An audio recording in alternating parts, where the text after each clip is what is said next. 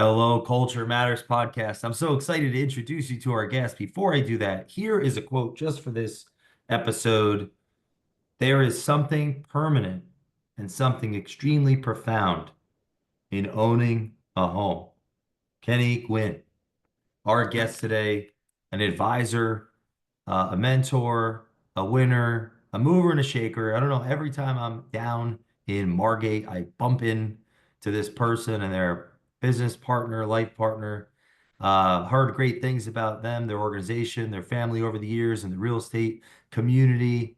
If you're down in South Jersey, you know Margate is one of the main places to be. Dana Hartman is here to join us today, who represents the Hartman home team with Brian Hiltner, husband, extra hard to miss. That car and that height, I feel shorter every time I walk by your amazing office.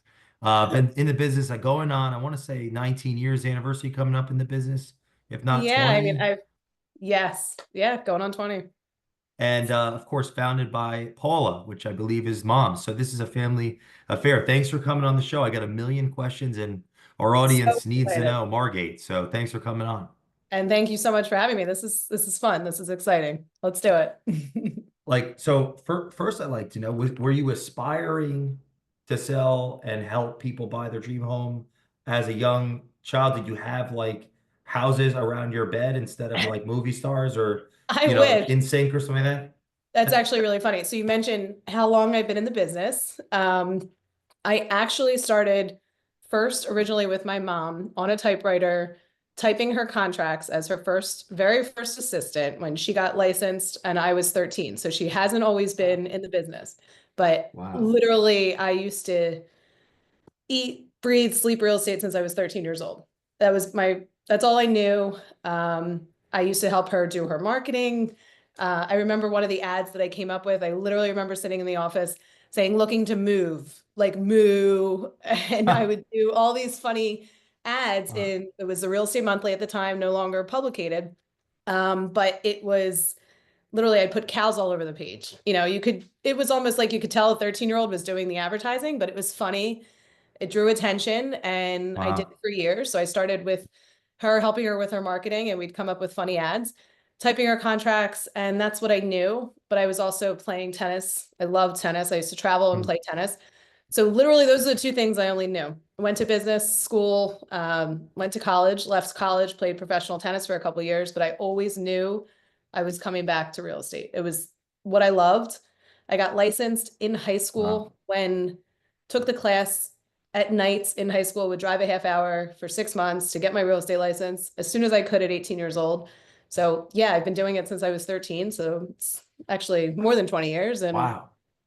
it's what I love. What advantages do you think come with doing something so young? Because it reminds me, you're a Berkshire Hathaway. Now I'm thinking of Warren Buffett collecting, nickels or whatnot as like little or stocks or something as a young kid. Definitely. Well, I started when it was Prudential. Actually, I started when it was Fox and Roach. My mom started when it was, I wouldn't even remember, what it was back when we originally started. We've been through a lot of Wow. transitions, a lot of different owners of the company. But yeah, definitely have seen some changes now that Warren's involved, brings a big backing and big corporation to it. And it's kind of funny, but it's nice. It's a great company and really love real estate. What advantages come with starting so young, do you think, for like those that are bringing their children up even into a business? Experience. Experience. There's so many agents, especially within the last 10 years. And people don't believe me when I say I've been doing this for more than 20 years. I have way more experience and I've seen it all in this real estate tiny little bubble of our little area. But I've seen the markets. I've seen when houses in Margate were 100, 200,000. It's hard to believe and no one believes it. Wow. I was Wow. working and when the average house in Margate was 300,000. You can't even touch a quarter or a tenth of a piece of land for that now, but I've Wow. seen the different turnovers. I saw the recession happen. I saw the big bubble in '05. I saw all the different markets and all the different ups and downs in real estate in Margate. Margate, and we just don't do Margate, Ventnor, Longport, Atlantic Hmm. City, Brigantine, all of Atlantic County. Is the shore culture in real estate different than the city culture? If so, like how would you describe that? It's so different. I have to often educate a buyer coming down or seller. anyone who buys or sells in a city, and quite frankly, anywhere outside of Margate Ventnor area, they don't believe our little bubble. Everything that goes here is so different than a different market. Honestly, it's usually the opposite. Like if someone's trying to sell a house in Cherry Hill or Philly or New York, it's usually I find when our market is busy, which it always is, everyone always wants to be in Margate. Their market's either slow or their realtor tells them completely opposite of when to list a house or how to handle a transaction versus here it's yeah, things move. It's quick. They have to have a good realtor down here with a lot of experience. And that's why there really are only a couple top producers that really do everything down here. For those that listen, because we have a heavy influence in Philly area and South Jersey, that why Margate? What's special about it? What do you think draws so many people? I could go on and on about Margate. I've traveled, been in over 25 countries. I've been all over the world. Wow. Nothing like Margate. It is such a special, unique place, and that's why the real estate really represents that. There was just an article published that we're the third hottest luxury market in the United States. And Whoa. yeah, for the second quarter, there were over 12 houses sold over $2 million. Not Stone Harbor, not Avalon, and not even some of the Hamptons markets were in that ranking. Margate it's a beach town, yet it's year round. That's the biggest draw. Our proximity to the big cities like Atlantic City, obviously a smaller big city. You have proximity to Philadelphia, New York, the tri-state location, just being so convenient to everything. Our restaurants are incredible. I mean, you have Stephen Yeah. Cook and Tomatoes and all the Atlantic City big chefs. The people come here for the restaurants, the nightlife, the beach. I mean, the town's a mile and a half long, but look at everything we have to offer. And you still need a reservation to get in a restaurant in the middle of December and January. It's unbelievable. So it's busy. It's amazing. It's a great place. We have blue ribbon schools for the year-round residents. It's amazing. I could go on and on. Well, do you remember your first transaction? That's a great question. I do not. I Like, really do not. how old would you have been? Like at 18 or I mean, I 17 would or have been something? 18. I would have been 18. I think I really, back then, like with anyone else, it was slow and hard to get started in real estate individually. Obviously helping my mom and my brother and everyone was already in the game, helping them with transactions or them helping me, giving me stuff. But I don't think I really personally felt comfortable selling someone a house until I purchased my first home. I really feel like that was a big change, and I did Wow. that when I was 21 years old. I couldn't wait. I never wanted to rent. Wow. I took a break off of the pro tennis tour and I came home. I did a 6 month lease purchase, not an option. I knew I wanted to buy. I never wanted to throw a dime on rent. And I took a first time home buyer's grant and I bought my first condo for Wow. 50, 60,000 on the beach in Margate and ended up flipping it for almost 200,000 Wow. bidding war. But long story short, I really think when I was 21, I really, really started to feel comfortable recommending and showing my experience. What do you say to the person that's apprehensive? They're afraid to that first one. They're younger. I mean that. There's no better investment than a house or a property in the Margate area. I I do it. I have rental properties. I have commercial. I would do nothing other than invest in our market. It's such a great place. I just had a client today who settled on a property probably paid around 900,000. They just sold it today for 2 million. And this is less Whoa. than Holy years later. moly. Yeah. Yeah, that's unbelievable. Oh, just as an aside, what do you think tennis has taught you about high performance sales and service and business, if anything at all? You said pro tennis tour. That's fascinating. Yeah, I played on the WTA for about 3.5 years. The biggest thing is my competitive nature. And I can't tell you how many times that comes into play with, that client's trusting me. They have a house that they want and they have to rely on me or that's it. It's a lot of pressure. If there's 13 offers, which I have all the time, and they're in a bidding situation, they know that they can count on me that I'm going to win. And it's kind of funny, but I do say I don't lose. Like I really do not lose. If they want that house and they listen to what I'm telling them, that's the key. they Mm. listen, then they will win that bidding war, they will win that house, and they'll get what they want. But I won't let someone lose a house that they want. Never. Wow. Uh, for those that only have experience with, or most experience with agents on television, what does a realtor actually do? So Like it's to funny, give I you, did right? You do, said if they listen, right? What do they actually do? yes, Oh, you do things. I I thought it did was easy, do. right? People do think it's easy. And I will say, I did a reality TV show. I did Beachfront Bargain Hunt back in Wow. 2017. I did an episode, showcased Margate, Ventnor. It's actually called Ventnor View, I think the episode was called. It is, I don't trust realtors on TV, is all I would say. It was so fake, so staged. Every word that they made me say was scripted. Wow. So I wouldn't say listen to agents on TV, but it's not easy like they make it look. It's not showing three properties and then someone buys it. It's not, oh, my offer's accepted. It's just, it's a lot different than that. And it really is important on the agent you pick. I can't stress that enough. Mm. What, like, yeah, what are some skills that an agent has to develop over time to be that higher level professional? If you were to say, I the think master it class. I really think it comes down to how much that agent works. Real estate, people think it's part-time. It's not part-time. It's the more hours you put, the more you're going to get into it. It's meeting people, it's networking. You want someone who knows everyone, who works nicely and plays together nicely in a sandbox with all the other agents that are down here. Hmm. Oh, Your market, it's important. When I show a house and I have an offer, people are going to want to go with my offer compared to an agent. A lot of buyers bring agents down from PA or Cherry Hill from their hometown, and they think their friend of their agent is going to help them get the house. No, a local agent wants to work with a local agent that knows the deal is going to go through for their seller. They're representing their client. They're not, they don't care about that you're friends with them and you've known them for 20 years. They want the deal done. So hmm. it's about who you know and how much you work. There's so many people that try to come into this business and it's not going to work. You got to really be in it. What regiment, what regiment has worked for you? Is it up, up at a certain time and you do an ice bath and run around the block or and then make calls or Funny, what's the, really funny you ask this. Everyone makes fun of me. I am up at 5:15 every wow. day. I go to the gym every morning. I don't think I could do what I handle and do without that. I take 2 hours for myself in the morning between 5 and 7, and then I'm home. I have two little kids. But I need to work out. I need to get it all out, get my mind straight. That is my regiment. That's my time. But yeah, and then I show up every day.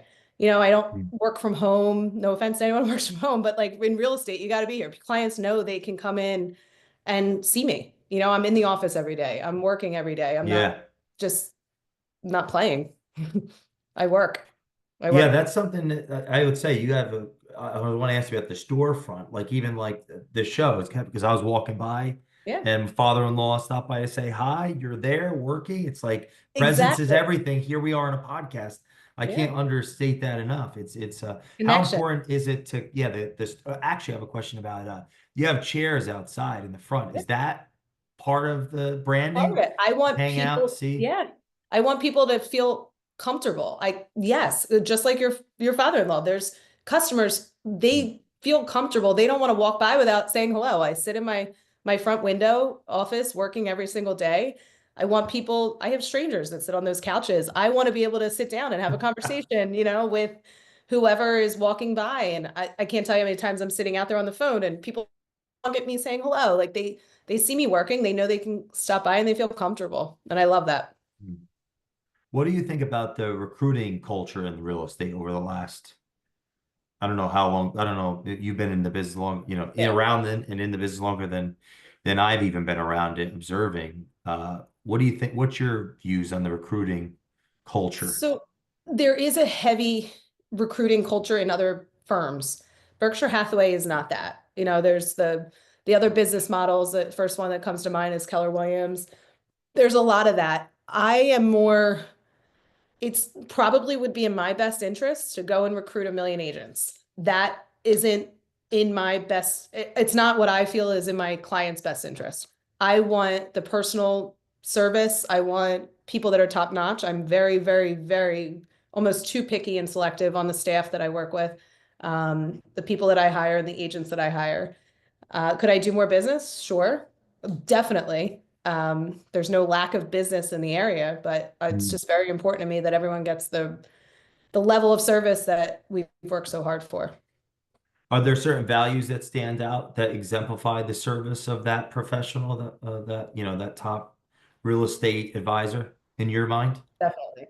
We go way, way above and beyond. And I think that's one of the greatest things about our team. We like to say that we deliver the Ritz-Carlton of, service that people come to expect. And we want to be top notch. And I have people that reach out to me 3, 5, 10 years later that, you know, how are you? I need a recommendation. I would say well over 70% of my business is repeat or referral. It's probably Wow. even closer to 80 or 90. I have people that, again, the client that settled today, they've probably done 4 or 5 transactions. It's all about, you know, top-notch service for us. That's super important. What would you be your advice on how to get a referral and honor it? Just giving them honest, amazing service. It's really easy. It's back to basics and making sure that you answer that text or that call. I go through a couple months back in my text messages because I make sure because I get so many of them, I sometimes can't keep up.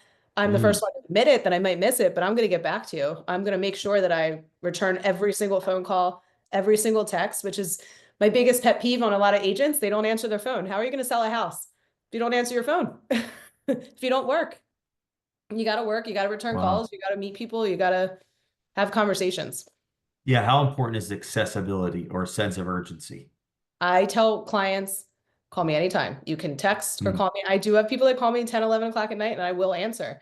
There's a lot of times where my husband and I both are taking phone calls, in between putting kids to sleep, we'll have conference calls or, one will take the kids and we'll go. I have a lot of clients, they're working, they're hardworking people as well, that they need our time after hours. So absolutely. It's not a problem. I have people that text me at 5 in the morning. They know I'm up.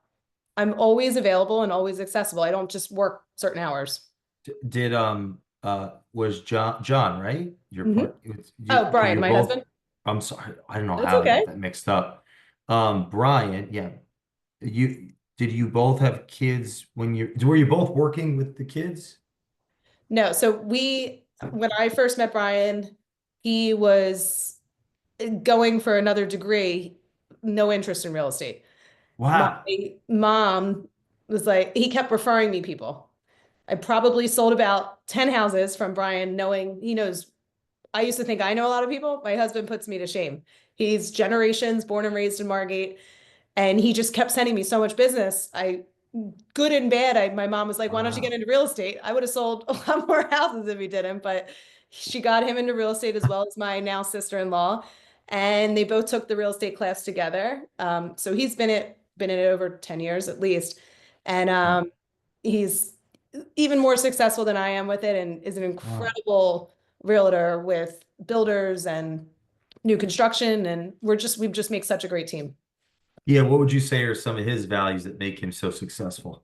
He because he's been here, literally born and raised. I'm Wow. technically a Shuby. I moved down here when I was 4. Um, he just knows every street, every lot, every house in Wow. Margate, they're like the back of his hand. So there's nothing that he doesn't know about the Wow. area. He is my go-to. He makes me look really, really smart when people ask me, what can I build on this lot? Or how much can I sell this new construction house for? And he helps with, we represent a lot of builders. He'll really critique the floor plans and work with the architects, and he's really good at the space. And then I come Mm. in and I make the things look good, and I do the design and the finishes, and a lot of the function and how it really is such an incredible fit because I think, how the wife thinks and how the function and, oh, I want the kids to play here, or oh, I want the pool and the mud room here for the towels and the laundry, where he thinks more about the husband and what's important to them when building a house. And, we really pick a lot of the floor plans and the finishes for a lot of the houses down here. Oh yeah, how important is design? Oh, I mean, especially people come down here when they go to look in other markets, like for instance, Ocean City or even LBI, and they don't believe the amount of quality and detail and expense that goes into these houses. Our builder grade is still way above other markets. Our base new construction house has Wolf Sub-Zero appliances, not anything else where, they're shocked at the level of finishes and the wainscoting and all the detail that goes into these houses. I wanted to ask you earlier when I got tripped up over Brian's name there about because you have kids, you're both working, you're both high performers. Yeah. And it's a lot of anxiety that I have. But, my wife, we work together. We Yeah. work every day. It's go, go, go. What advice do you have for us in raising a family, trying to build the company? It's a great question. I mean, obviously, we have a lot of help. Couldn't do it we have an incredible staff. We call them our family. Really just making sure the right people are in place because it's all about having a good team. I can't take credit for what we do. And Brian and I say this all the time. We're just very lucky to have the people that we do. They do it all, the behind the scenes. There's a lot of days like today where I'm back to back on appointments. I can't work without the help that I have. Just couldn't do it. It's one of the reasons why my mom started a team, 30 Mm. years ago was because she realized she can't be in 5 places at once. She was really the founding person down here that started a real estate team. It was the very first real estate team in Wow. the area. She couldn't put a sign up. My mom in her convertible, putting a sign in the back of her car, trying to meet a marketing deadline, typing a contract, answering her phone. A lot of days my assistant and I will go on appointments together because I want to give you, the client, my full undivided attention. I don't want to be answering my phone every single second and returning texts and calls. So I feel like that helps me give the best service. And with my little kids, it's just making sure that when I'm with them, that they have my full undivided attention. And that's my biggest thing is just, Mm. we've gotten to a point where we can schedule our time and making sure I have the structure to make sure that the systems are in place so I can take my time off, take my vacations and enjoy my family, but still getting back to people and making sure they have the right service. How about our listeners that they want that home in Margate, second home, what have you? Is it, are we at the peak? Is it, should I wait? How should I approach the market? Do it. How do I Do get it. in? Do it now. It's crazy because I didn't think post-COVID, every year that goes by, the market's going up. I didn't think Margate could get hotter. And then this article just came out. It's, Oh, now yeah. we get flooded and now interest rates are going to go down. Stuff keeps happening. It's, I know it's frustrating for buyers that wanted to buy pre-2020, pre-COVID. If you've been waiting and you feel like you're kind of missed the boat and, oh, maybe I should wait, things are going to drop. No, people discovered Margate. It's the opposite. While you still can, I would still buy a house now. There's nothing wrong with the prices now. They're going to go up. People aren't all of a sudden going to say, oh, I don't want to own in Margate anymore. I'm over it. The beach is here. It's not going anywhere. The bay's here. The summers here are absolutely incredible. It's Mm. it's only going to get hotter. It's only going to get better. There's more places opening. There's more investments happening in Margate than ever before. Well, speaking of investments, is it Sunrise? Sunrise Tequila Bar. Yeah. Margate's known for, like you said earlier, unbelievable restaurants. I mean, Yeah. get when I got like brought into the culture in a sense, it's like, whoa, this is like well, everything you're saying is very true. Yeah. So, what was the inspiration behind Sunrise? When does it open, or Yeah. what's the call to action for our Love to listeners? talk Check that tequila. out. So Yeah. it's funny because we bought the property because it was in our wheelhouse. We buy real estate. It was two commercial units and two apartments. So we looked at it as Wow. an investment buy. That was it. It was a liquor store, pizza place, and two apartments. My husband loved, oh, I can rent the apartments out. Thinking about, I do a ton of rentals as well, summer rentals. Easy. We'll rent them out. And then, and then, silly because he walked me up on the deck where the mechanicals were. And I was like, Brian, don't kill me. Kind of want to make this like a rooftop deck and we can keep the apartments. We go a little bit further. We're like, nah, this is way too good of an idea. It has like a city feel in Margate. You're up on the deck a year later. We're just finishing construction. We'll hope to be open sometime in December or January. And it's just amazing. Wow. We were operating last year for 6 months. It was great. So now we'll have a brand new tequila bar, two bars, two-story rooftop deck. You can see the ocean, the bay, the sunsets. It's an amazing, amazing place. But it's real estate and now it's fun. We love good food and good tequila and wine, and that's what it's going to be. So it's a dream come Yeah. true. It's going to turn into. What about like client appreciation, things to, add value to clients? What would be your advice for the advisors listening to this that really want to have that customer oriented culture with their businesses? Don't, yeah, my biggest advice would be don't be afraid to do it. And do it often. It's one of our biggest things that I have clients throughout the year ask about is we have an annual holiday party at a very hard to get in restaurant. Schiffel is for the last 10 years. We tried it at other places, wasn't the same. Mm, Um, we hold events throughout the year. A lot of people are afraid to do it. They're afraid of the investment. What if nobody comes kind of thing. But you get it back and then some. It's mm, tenfold. It's one of the greatest investments you can make. I do tons of client appreciation events, whether it's throwing a gathering for my birthday. We turn my birthday into a big client party. A lot of my clients are turned into our friends, and we have a big bash in the summer for my birthday, kind of client appreciation. We do Memorial Day weekend things. We do client events throughout the entire year, and it's mm. fun. It's great, and we enjoy it. And it's a great idea for anyone in the business. What would you say are, so Paula is your mother, correct? Mhm.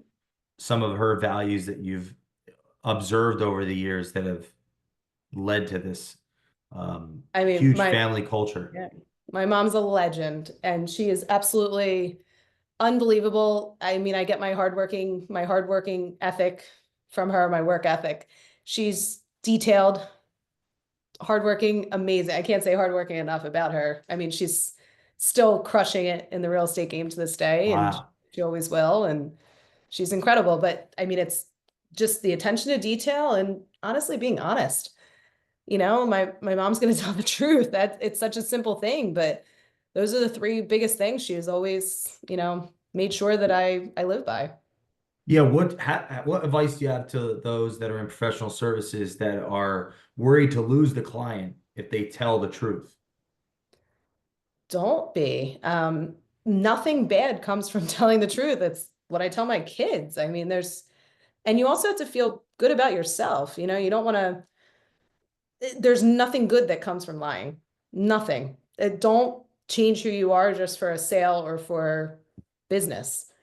Stay true to your values and what you would teach a child, and you'll be successful.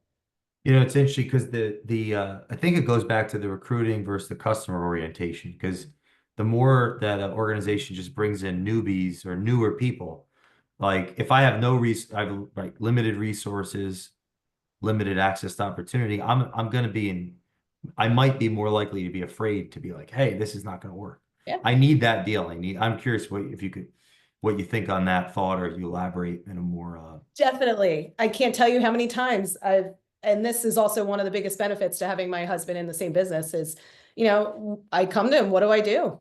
Someone wants this, or what do I tell this client? How do I advise them on what to do? We always tell each other, you know, uh, you know what's right. You know what you should be telling them.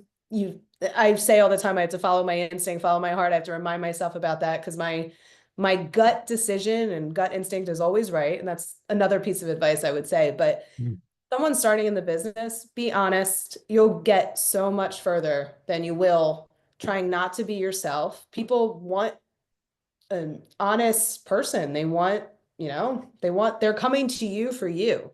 A lot of time, like unfortunately in real estate, you're selling yourself, not just the house. I'm I'm here, buy a house from me. It's so they're not going to want to buy a house from you if you're not honest. mm.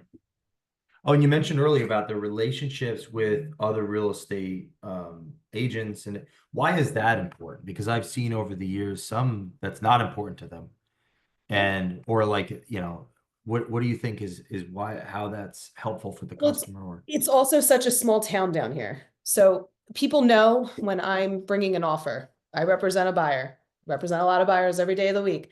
I bring an offer that there's a lot of weight that stands behind that. I know the people to get the job done. I'm not gonna not be available or disappear for a week. I am gonna make sure that that deal gets to closing, which is a lot of people don't realize that's, just getting a contract is 10% of the transaction, you yeah, got to get it all the way to settlement. You got to go through the home inspection and and the mortgage and everything and the title and everything to get it to closing. It's not, the job's not done just when you sign an agreement of sale. So the other realtor looks at it and says, yeah, this other deal might be a little sweeter, a little better for my seller, but I don't know that agent. I don't want to go with them. You know, they come to me a lot and they're like, Dana, will you match this deal? We'd rather go with you and a local agent. So it definitely helps. Hmm. I've seen Would it. you have a word for 2025, or if you did, what would it be? I didn't think about that until now, but I would say just to crush it. Is it going to be a good year of business? It is. I honestly, every time it comes to a new year, I always just think, how can I work harder? How can I do more? I'm always trying to learn. It's just that competitive nature. You know, I always want to do more. I probably drive my husband insane. It's what else can we do? What else can we do to grow bigger and do more and help more people? And I mean, it comes down to that's at the end of the day, it's all about helping people and how can we do more Hmm. for our clients to make them happier and happier so they're raving customers and they tell more people. Yeah, if we asked Brian and Paula your values, what would do you think they'd say about what's made you so successful as an advisor? They would say the same thing. Our team as a whole, all four of us, it's my brother as well, we're hardworking. It's we all work 7 days a week or as much as we need to. Wow. It's not, you know, it's not just a Monday to Friday, especially down here when most of the business is done on the weekends. You know, if it's Sunday and someone wants to see a house, we're going to show a house. You know, we sit open houses. I can't tell you, my husband really started his entire business Wow. from open houses. Every single weekend from 10 to 2 was he was at open houses and worked hard. It's that's really the bottom line is people know that we work, we're not just part-timers. There are a lot of people leaving the business. What do you say to them? It's a shame, but I don't blame them. Real estate is not for everyone. You know, there shouldn't be as many agents as there are. There just shouldn't be. The average agent probably, I know, used to sell 5 to 7 houses. It's probably way down from that right Hmm. now, maybe 1 to 3. You know, there's maybe a house a year. And that person's not going to deliver the best experience to your average customer. They're not doing you a favor by being a realtor who just sells one house a year. It just can't. They can't Hmm. do it. Um, they might know people, but doesn't mean that they're going to be good at what they do. Are there a lot of Florida people that have houses in Margate too? Yes, and that's Like, what been are our some of the states trend. that come? Our biggest trend has been over the last couple of years since COVID is most people are selling their main Pennsylvania residence or Cherry Hill, North, you know, South Jersey house. And they're just keeping Margate and buying in Florida. That's been the biggest thing that we've seen over Wow. the years that it's different. But most of our clients have always come from South Jersey, you know, New Jersey, North Jersey, Philadelphia, all of Pennsylvania. And now we're getting even way more New Yorkers than we used to. And we're Wow. also getting a lot of, believe it or not, like DC, Maryland, Virginia, we're getting a lot of that now. Whoa. I've even had Connecticut, a couple big clients from Connecticut. So we're because Margate's in such a demand now, the area is just growing. A lot of our listeners, entrepreneurs, executives want to, they're aspire to be these clients. Who are Yeah. these people that they're here, they're there? You've been around so many successful people. Yeah. What are some attributes that you think if you were to say, hey, there's a commonalities of the types of clients that are this successful to have a second home, a third home, whatever. Like, I'd like our audience maybe to explore that a little bit for a second. Yeah, The inspiring that's entrepreneurs. interesting. Yeah, that's interesting. A lot of them I have incredible, amazing clients. I would say the biggest thing that comes to mind is just their demeanor, their personality. They're the type of people that I want to be around. You know, they're friendly, they network. The first time I'm with these people, it's, oh, I know you. Oh, I know this friend of you. Oh, do you know this? It's Jewish geography, and it's really funny how everyone knows everyone. It's such a small world. I can't tell you how many times I'm out and introduced to someone and we know a common Wow. person. You know, it's same way I connected with you. It's just meet Yeah. people and these successful people, that's what they do. They network, they know how to talk to people, they're not afraid, and they're very well spoken and they're fun. You want to be around them. Hmm. Yeah. Dana, this was awesome. I'm so happy to finally have you on the show. It's been too long wanting to Yes. make this happen. I got to tell the audience everything that's been said is true as an experienced, uh, participant in the Margate culture over the years, family being there and the aspiration to be there as well. If you're listening to this Culture Matters podcast, I Together. would check out the Hartman team, correct? At Hartman at Hartman home home. team. Yep. Yep.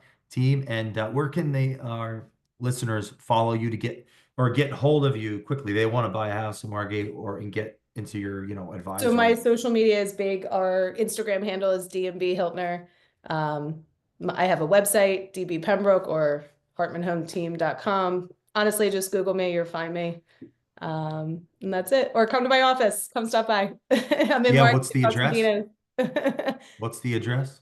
Our office address is 8017 Ventnor Avenue, in Margate. And you can call or text me anytime too. Good excuse to get to the beach.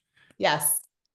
Thank you all for listening to this episode of the Culture Matters podcast. Please leave us a review, follow DMB Hiltner on Instagram, and we will see you next time. Thanks so much. Thank you.